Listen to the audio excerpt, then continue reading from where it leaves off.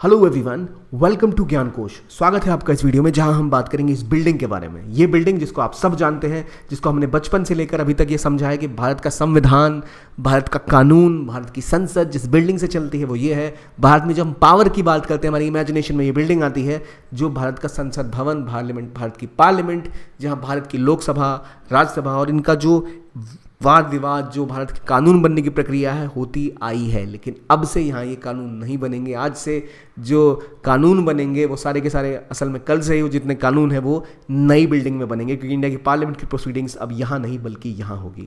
जब ये हुआ तो क्यों ना हम ये भी जाने कि इस बिल्डिंग के साथ क्या इतिहास जुड़ा है, इस बिल्डिंग को बनने में कितना समय लगा, किसने इसको बनाया, किसने डिज़ाइन किया। तो ये जो पुरानी बिल्डिंग पार्लियामेंट की थी, इसने बनने में लगभग 6 साल का समय लगा और अब जाकर इंडियन पार्लियामेंट एक नई बिल्डिंग में शिफ्ट हुई। पहली बार इसकी ज़रूरत क्या थी? याद रखिए, हालांकि बिल्डिंग एक हिस्टोरिकल लेगेसी है, लेकिन याद रखिए लेगेसी सिर्फ भारत की आज़ादी की नहीं, भारत के खिलाफ बने दमनकारी लॉज की भी है, क्योंकि इसी पार्लियामेंट में ब्रिटिशर्स ने इंडिया के खिलाफ लॉज बनाए। ये बनाई गई थी इंडिया के लिए नहीं, उन ब्रिटिशर्स के लिए कि वो अगले 200 साल राज करेंगे, लेकिन 25 सालों में उन्हें देश छोड़ के जाना पड़ा। ये बिल्डिंग 1927 में बन के तैयार हुई और 20 साल के अंदर 1947 में इंडिया को आज़ादी मिल गई। तो वो जो एक इसकी हिस्ट्री है, लेगेसी है, वो केवल यही नहीं कि यहाँ भारत के जो नई डेमोक्रेसी बनी उसकी पूरी जो कार्यशाला है और जो कानून बनने की प्रक्रिया है वो इसमें देखी, बल्कि जो अंग्रेज़ों की नीतियाँ थी वो भी यहीं कुछ हद तक, जो उनका इंपीरियल लेजिस्लेटिव काउंसिल था वो यहीं रन करता था, यहाँ ही दमनकारी नीतियाँ बनती थी। और इसकी जो डिबेट है स्ट्रक्चर की, वो भी आज की वीडियो में हम समझेंगे आखिर कैसे बना था ये स्ट्रक्चर।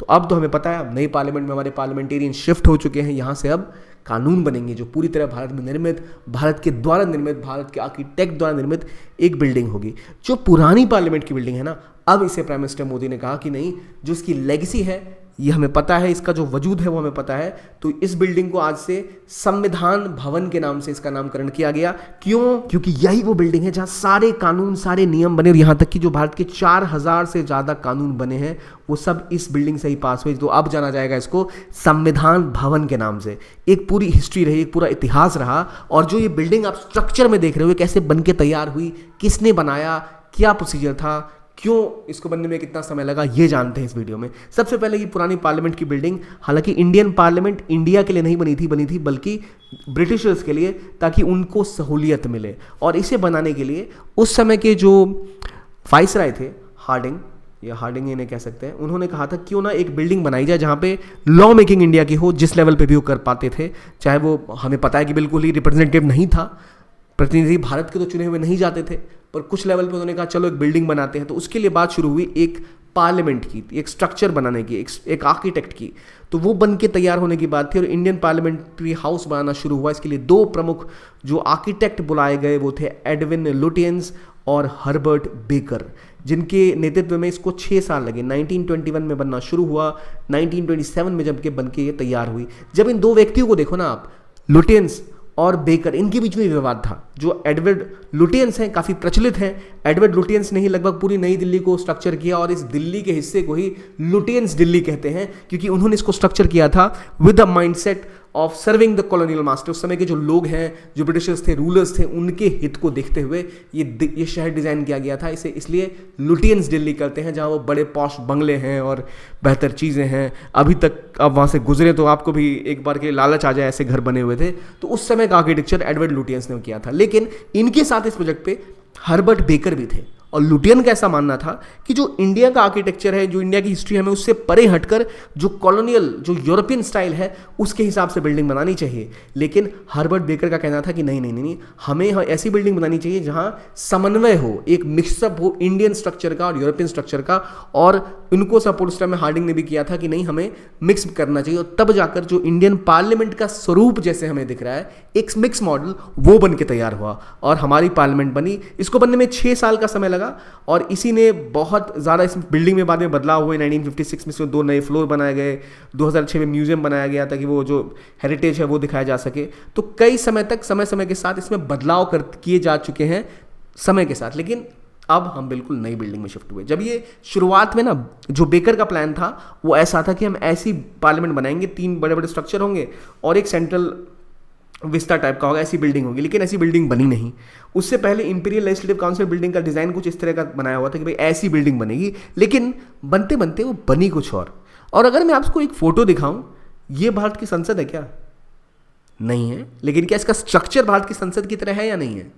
बिल्कुल है। अगर आप देखो, ये गोल सा राउंड सा स्ट्रक्चर आगे में, इसके आसपास ये गैलरी सी, ये इंडियन पार्लियामेंट मुझे तो याद दिलाती है। और कहा जाता है अनऑफिशियल सोर्सेज के द्वारा कि शायद जो भारत का पार्लियामेंट का जो बिल्डिंग का डिज़ाइन है वो बहुत हद तक इसी आर्किटेक्चर के ऊपर से इंस्पायर्ड है। ये जो है, ये है एक शिव मंदिर जो मोरेना मध्य प्रदेश में है, 64 योगिनी शिव मंदिर। और कहा जाता है कि अगर आप यहाँ विजिट करें और यहाँ के स्ट्रक्चर को देखें तो आपको लगता है अनायास ही क्या ये भारत की संसद का डिज़ाइन है।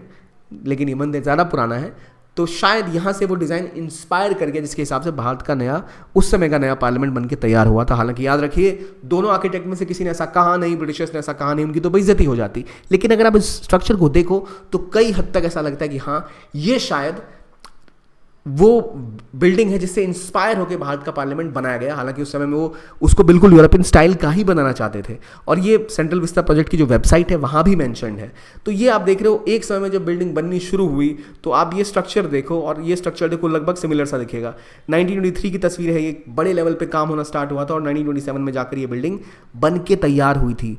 अगर आप देखो ना, तो लगभग 2500 से ज़्यादा स्टोन कटर्स लगाए गए थे, हज़ारों लाखों मजदूर आए। 6 साल की कड़ी मेहनत के बाद ये पार्लियामेंट बनके तैयार हुई थी। और इस बिल्डिंग ने, इस पार्लियामेंट ने एक पूरा इतिहास देखा भारत का, जहाँ कई सारे लॉज बने। टेरेस ऑफ डेस्टिनी 1927 में जब बनके तैयार हुई, सबसे पहले इसका शिलान्यास किया था किसने? शिलान्यास तो ना कहूँ, इसको कहा जाए तो इसका बिल्कुल जो उद्घाटन किया था वो किया था लॉर्ड इरविन ने।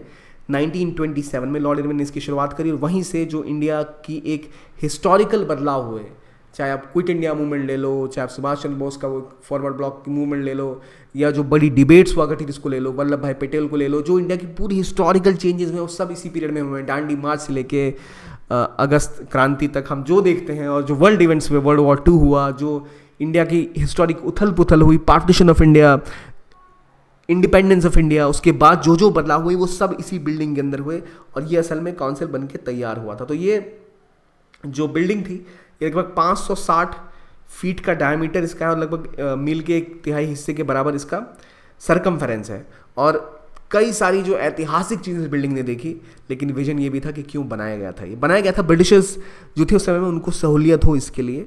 तो फिर जाके जब इन दोनों के बीच में विवाद हुआ था पहले, तो अंतोगत्वा जो डिज़ाइन फाइनलाइज किया गया वही डिज़ाइन था, और इसके हिसाब से इंडिया में एक संसद बन के तैयार हुई। लेकिन समय के साथ जैसे होता है, हर चीज़ का एक एक्सपायरी डेट होती है ऑलमोस्ट। और उसके बाद भारतीय संसद की जो पुरानी बिल्डिंग थी, इसमें भी समय समय पे जो आपको जर्जरता देखने को मिलने लग गई और बदलाव देखने को मिलने लग गए।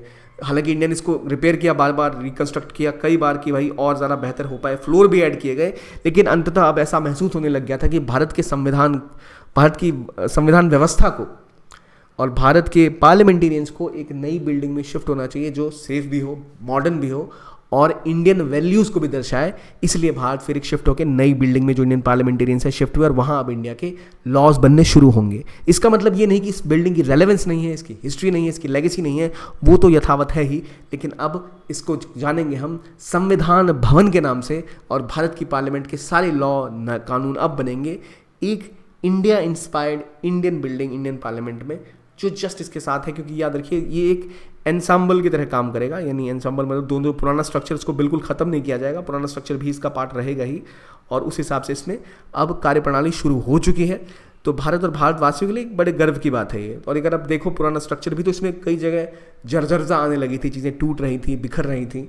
तो एक पॉइंट तक ही आप मरम्मत कर सकते हो। जब भारत की पार्लियामेंट की बात हो तो कह सकते हैं, कुछ लोगों ने इसका क्रिटिसिज्म भी किया कि बहुत ज़्यादा खर्चे इसमें हुए हैं बनाने में। लेकिन एक रिक्वायरमेंट थी इंडियन वैल्यूज़ को रिफ्लेक्ट करते हुए एक बिल्डिंग को बनाने का, और बन के तैयार हुई इंडिया की नई पार्लियामेंट। और ये पार्लियामेंट जिसको हम हिस्टोरिकली जानते हैं, बन गया इंडिया का कौन सा भवन? बताइए, मैंने पूछा कौन सा भवन, क्या नाम था इसका, बताइए मुझे कमेंट में। और आपके लिए एक सवाल भी है कि इनमें से कौन सी साइट इंडिया की ऐसी है जिसे यूनेस्को की वर्ल्ड हेरिटेज साइट में गिना जाता है? अजंता केव्स, रानी की वाव, महाबोधि टेम्पल, भीमबेटका, पटदकल मॉन्यूमेंट्स। ये पांचों साइट्स ना बहुत ज़्यादा प्रचलित है। रानी की वाव आपको नोट के ऊपर भी दिखती है। महाबोधि टेम्पल में बोधिसत्व प्राप्त हुआ गौतम बुद्ध को। तो भीमबेटका में जो आपको पुरानी रॉक पेंटिंग्स मिलती हैं। तो इस तरह ये सारी की सारी जो आर्किटेक्चर है काफ़ी प्रचलित है। पर क्या आपको पता है इनमें से कौन कौन ऐसी जगह है जिनको यूनेस्को वर्ल्ड हेरिटेज साइट का दर्जा मिला हुआ है? और क्या नाम पड़ा भारत की नई पार्लियामेंट बिल्डिंग? और क्या आपको लग रहा है कि ये पार्लियामेंट बिल्डिंग उस शिव मंदिर से इंस्पायर सी थी? अगर हाँ तो ज़रूर जवाब दें, अगर होगी भी तो उन्होंने बोला क्यों नहीं। तो इस वीडियो के लिए इतना ही, देखने के लिए बहुत बहुत धन्यवाद। Keep on watching Gyankosh. Have a nice day.